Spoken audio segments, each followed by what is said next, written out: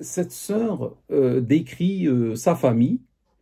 Il y a le père, il y a la mère, un mariage réussi, machallah, qui a duré 31 ans, un mariage sans problème, un couple qui fonctionne à merveille et des enfants, machallah, mais un jour, après 31 ans de mariage, monsieur, le papa, a décidé de se marier avec une deuxième femme. Et les problèmes ont commencé à partir de ce jour-là. Donc, elle dit que sa maman, qui était apaisée, qui supportait, etc., elle ne supporte plus rien. Ça veut dire qu'il y a maintenant des problèmes, même avec les enfants. La femme, la maman, ne peut plus supporter, c'est normal. Elle a subi un choc. Que Dieu l'aide, que Dieu l'assiste. Donc, elle a subi un choc qu'elle ne peut pas supporter et du coup, elle perd ses nerfs rapidement. Maintenant, elle s'énerve rapidement. Il y a de la tension en l'air contre les enfants, mais surtout contre le mari. Il n'y a pas un jour qui passe sans dispute parce que la femme a découvert que le mari s'est marié avec une autre. Et qu'il partait, il dit il est chez ses amis, etc. Mais il est chez une autre femme. Cette femme, maintenant, est presque malade, a perdu beaucoup de poids. Et elle est dans une situation difficile. Et les enfants ne savent plus quoi faire.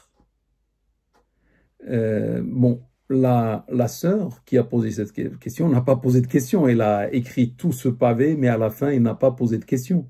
Bon, je vais essayer de dire quelque chose, mais je vais d'abord aborder la polygamie.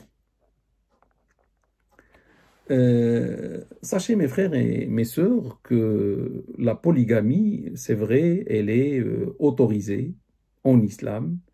Elle est permise en islam, mais pas à tout va. Il y a des conditions strictes posées par Dieu subhanahu wa ta'ala.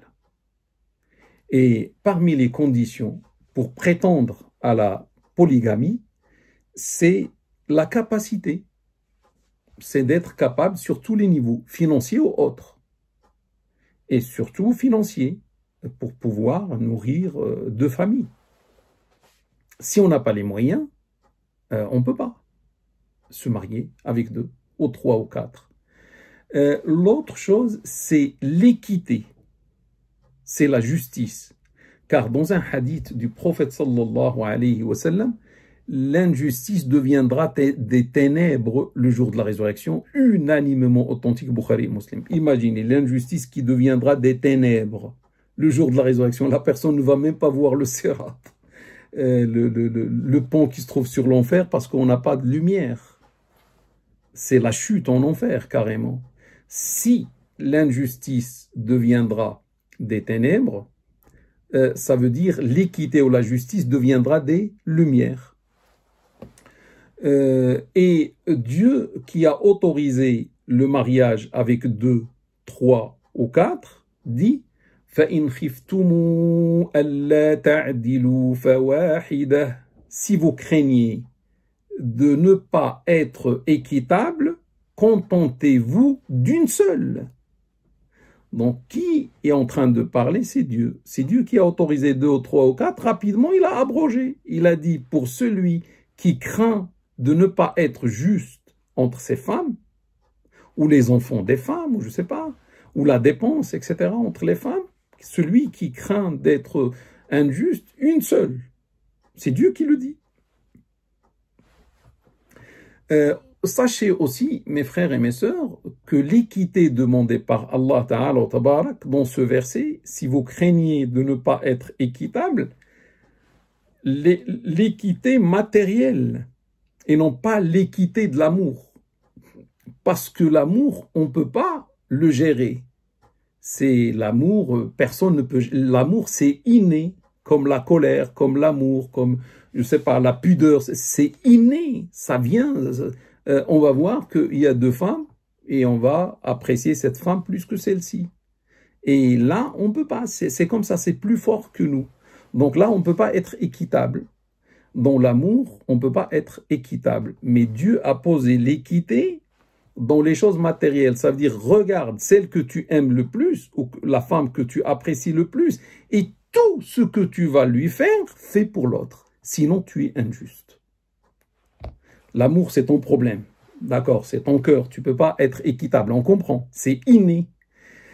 Mais là où tu peux être équitable, c'est dans la dépense. Tu ne peux pas acheter à celle-ci deux choses et à l'autre la moitié. Non. Là, tu es injuste, tu vas payer cher. Ici et surtout chez Dieu, subhanahu wa ta'ala. Donc, vous voyez, la polygamie n'a pas été autorisée comme ça, mais avec comment dire, des conditions sévères. On va se poser la question, mais pourquoi il y a eu cette polygamie à l'époque? Cette polygamie est expliquée par les guerres. Il y avait des guerres. Il y avait des compagnons qui mouraient. Il y avait des femmes qui restaient veuves avec 2 enfants, 3, 4, 5 enfants, 6, parfois même 10, je ne sais pas. Qui va prendre en charge ces femmes-là si chacun reste avec une seule femme?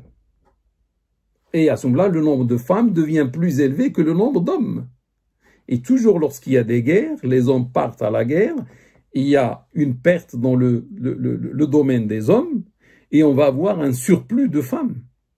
Donc, dans ce contexte-là, la polygamie était justifiée. Sachez aussi, mes frères et mes sœurs, qu'à chaque fois dans l'histoire, parfois il y a un déséquilibre. Normalement, hommes-femmes, c'est 50-50% dans le monde. Mais parfois, le nombre de femmes peut dépasser celui des hommes. Et s'il dépasse trop, bon, ça pose un problème. Donc la polygamie, dans ce cas-là, dans ce cadre-là, peut être une solution. C'est pour ça l'islam l'a proposé. Donc elle peut être utilisée quand le contexte le justifie. Par exemple, le prophète sallallahu alayhi wa sallam, dans un hadith rapporté par Bukhari Muslim, dit parmi les signes de l'heure, c'est l'augmentation du nombre de femmes. Il y aura un déséquilibre, il y aura plus 50-50%. Il y aura beaucoup de femmes pour un nombre inférieur d'hommes, jusqu'au point il a dit, pour un homme, il y aura 50 femmes. Donc, si il n'y a pas la polygamie, il y aura un problème. Même avec le mariage avec 4, le problème ne sera pas résolu, mais ça va être la fin des temps à ce moment-là. Autre chose, mes frères et mes sœurs, la polygamie reste quelque chose d'autorisé en islam, un mubah, mais ce n'est pas une obligation. Même le mariage n'est pas une obligation. Se marier avec une seule n'est pas obligatoire. C'est seulement mubah, c'est seulement autorisé. Se marier avec 2 ou 3 ou 4, c'est pas obligatoire. La preuve, le prophète sallallahu, il faut toujours donner des arguments, le prophète sallallahu sur lui, dans la Mecque, il était marié avec une seule femme. Pendant toute la Mecque, 13 ans de la Mecque, ou même pendant toute sa vie de la Mecque, il était marié 53 ans, subhanallah. Il était soit non marié, célibataire, jusqu'à 25 ans célibataire, et après il était monogame. Il était marié uniquement avec notre mère Khadija, que Dieu soit satisfait d'elle pendant les 10 ans, jusqu'à 10 ans de l'islam. Et après, il s'est marié avec une femme, Saouda, que Dieu soit satisfait d'elle. Si le mariage avec plusieurs femmes était une obligation, il aurait, à ce moment-là, il aurait plusieurs femmes. Il n'allait pas se contenter avec une seule, c'est-à-dire c'est pas une obligation.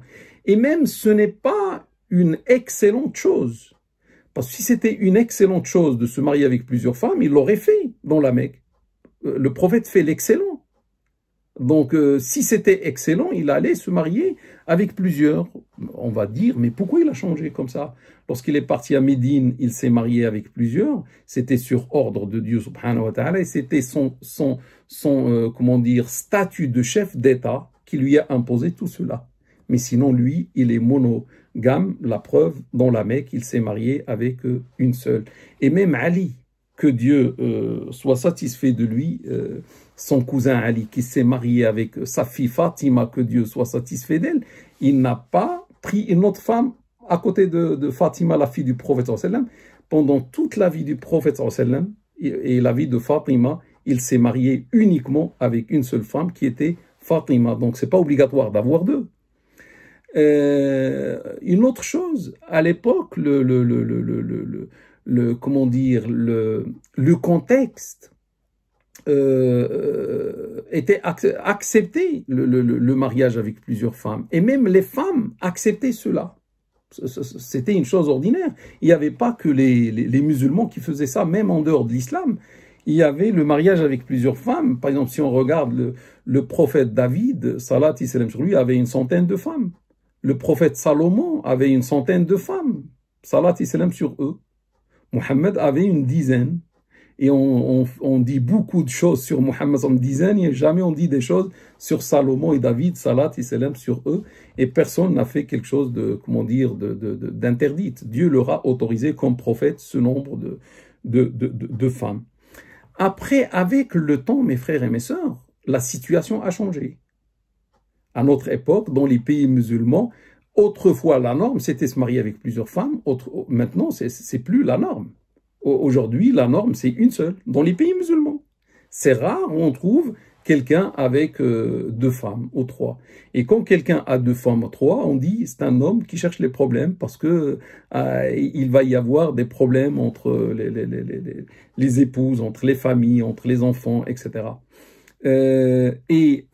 En France, la polygamie est interdite. La polygamie n'est pas autorisée en France, et la France, lorsqu'elle a interdit la polygamie, pour nous, elle n'a pas interdit quelque chose qui est obligatoire. Parce que c'est grave d'interdire l'obligatoire. Et c'est grave d'ordonner ou d'obliger les gens à faire le haram. Ça, c'est grave. Obliger quelqu'un à faire le haram, on ne peut pas. Et interdire à quelqu'un quelque chose qui est obligatoire, on ne peut pas. Mais dans le mubah, dans le cadre de l'autoriser, le permis, on peut interdire. Un père, par exemple, peut interdire à son fils des choses qui sont autorisées. Sortir, c'est autorisé. Il peut lui dire, tu sors pas. Ou tu sors pas au-delà de telle heure, etc., etc. Donc on peut interdire, mais dans le cadre de l'autoriser, ce qui est autorisé, qui est mubah. Et c'est ce que la France a fait. Maintenant, je voudrais dire, mes frères et mes sœurs, une chose. Celui qui vit en France, il doit, en tant que musulman, respecter la loi française. Ça, c'est l'avis des savants. C'est pas moi qui le dis, c'est l'avis des savants. Mais avant cela, c'est un ordre de Dieu subhanahu wa ta'ala. Dieu dit, Ya ayyuhalladhina amanu awfu bil'uqoud. Ou vous qui avez cru, honorez vos engagements, ou honorez vos pactes, ou ce que vous avez signé. Ça veut dire il faut respecter ce que... Et parmi les signes de l'hypocrite, c'est celui qui ne respecte pas son engagement. Rapporté par Bukhari et Muslim. Celui qui ne respecte pas son engagement, il devient un hypocrite en quelque sorte. Donc, lorsque tu es en France, tu vis en France, quand tu signes la carte de séjour, ça veut dire, tu dis, je m'engage à respecter la loi française sur le sol français. Ou quand tu as la carte d'identité nationale, c'est-à-dire tu es français, tu signes, ça veut dire tu signes pour accepter la loi française. Tu t'engages à la respecter. Si tu ne la respectes pas, tu auras fait un interdit dans ta religion musulmane. Et ça, c'est les savants qui le disent. Et Dieu qui dit honorez vos engagements. Donc on ne peut pas vivre en France et faire quelque chose qui est interdite par la loi française. Si tu veux vivre en France, pas de problème. Si tu veux vivre en France, c'est ton droit. Mais tu respectes la loi française. Tu veux te marier avec plusieurs, c'est ton droit. Quitte la France. Va vers un pays qui autorise la polygamie, parce qu'en France, la polygamie n'est pas autorisée. Deuxième chose, mes frères et mes sœurs, c'est que quand tu vas te marier avec une deuxième femme en France, tu ne peux pas la déclarer. Donc, qu'est-ce que tu vas faire? Un mariage en cachette. C'est-à-dire, tu vas faire un mariage religieux. Tu ne vas pas chez le maire pour la déclarer, parce que la France t'interdit cela. Mais on a vu, je l'ai dit dans le passé, que ce mariage en cachette, ce mariage religieux, le mariage religieux aussi est interdit en France. Et la France ne reconnaît pas ce mariage. C'est comme de l'adultère pour elle. Et la France punit celui qui va unir deux personnes, un homme et une femme, un imam par exemple, ou un rabbin, ou un prêtre sera puni. Je ne sais pas combien de temps en prison, c'est pas 3 ans, je ne me rappelle pas, 3 mois ou 3 ans, je ne me rappelle pas, et 7 500 € d'amende. Donc c'est interdit de se marier en cachette, un mariage religieux. Ce qui m'intéresse là, mes frères et mes sœurs, c'est que celui qui se marie avec une deuxième femme, il va faire un interdit en France, parce qu'il se marie avec une deuxième alors que la polygamie est interdite. Deuxième chose, il va se marier en cachette, et ça c'est interdit. J'oublie maintenant la France, je reviens à l'islam. L'islam a demandé de se marier, de faire le mariage comme un acte d'une grande importance, mithaq ghalid, parce qu'il préserve les droits de la femme et de l'homme. Si on se marie et on ne préserve pas les droits de l'homme et de la femme, on aura fait l'interdit. Parce que Dieu a demandé de faire à l'époque un acte de mariage qui, à l'époque, et pendant 14 siècles, assurait les droits de madame et de monsieur. Si maintenant en France on va faire un mariage en cachette, mais qui ne garantit pas les droits de madame, ni de monsieur aussi, c'est un acte haram normalement. Parce que imagine, tu meurs, cette deuxième femme, qui est ta femme en islam, n'aura pas droit à l'héritage. Et un mariage musulman, c'est un mariage qui garantit les droits à la femme et comment dire, et au mari, et notamment l'héritage. Donc, parce que tu veux te marier, frère, et tu vas plus penser aux droits de cette femme. Tu vas penser seulement à toi. Non, l'un de vous n'est croyant que lorsqu'il aime pour son frère, ce qu'il aime pour sa propre personne, unanimement authentique. Comment je vais me marier avec une femme, peut-être, qui passe par une situation difficile et va m'accepter, alors qu'elle n'a pas de droit? Si je meurs, elle ne peut pas hériter. S'il y a des enfants, c'est un problème, etc., etc., etc. Donc, vous voyez? Et du coup, je dis à tous mes frères qui vont écouter, ou qui vont voir cette vidéo attention, d'abord, regardez la sœur, qu'est-ce qu'on a fait à cette sœur? Subhanallah, c'est comme ça qu'on remercie une femme qui a passé avec nous 31 ans de service, loyaux, et de travail, de fatigue, etc. Pour la remercier, on va se marier. Inch'Allah, mon frère, si tu supportes et tu acceptes ta femme et tu vis avec ta femme, Inch'Allah, un mariage ici, mais un mariage dans le paradis. La vie ici n'est que passagère. Tous les plaisirs sont éphémères ici. Tous les désirs sont éphémères. Sois un bon mari et reste avec ta femme. Et contente-toi de ta femme. Et avec ce traitement, ce comportement, c'est Allah qui va te récompenser. Allah a vu. Et surtout à notre époque, un homme fidèle ou une femme fidèle, je ne sais pas quelle place dans le paradis.